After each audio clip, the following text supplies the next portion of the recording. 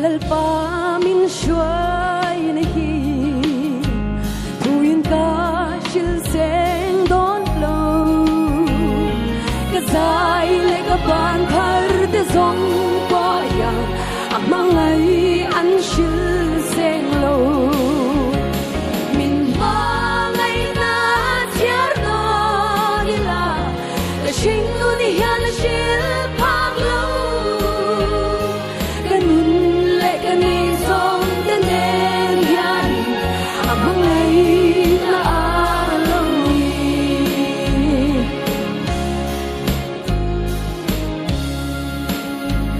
Amal som ka thiar seng lo Kamamo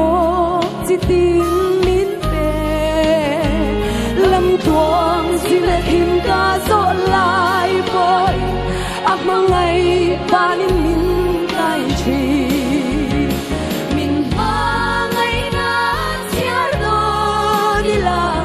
Ka shing nu ni hian shil phang lo Ka nun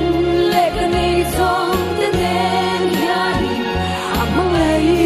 na alom ni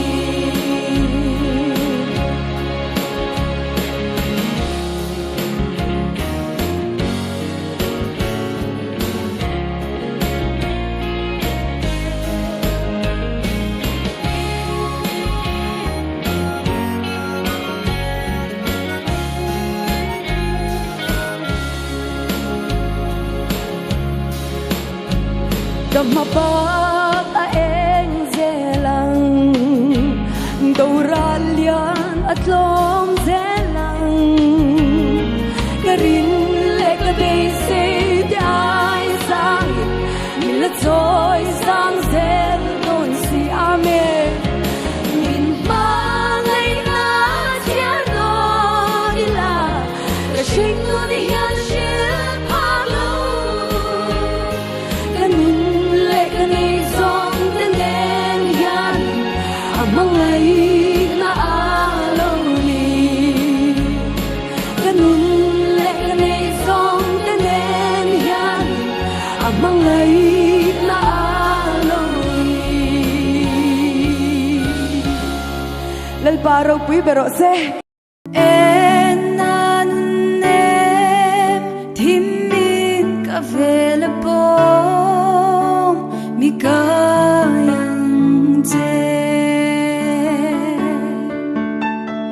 Zan ani in hatin kalo Mikayang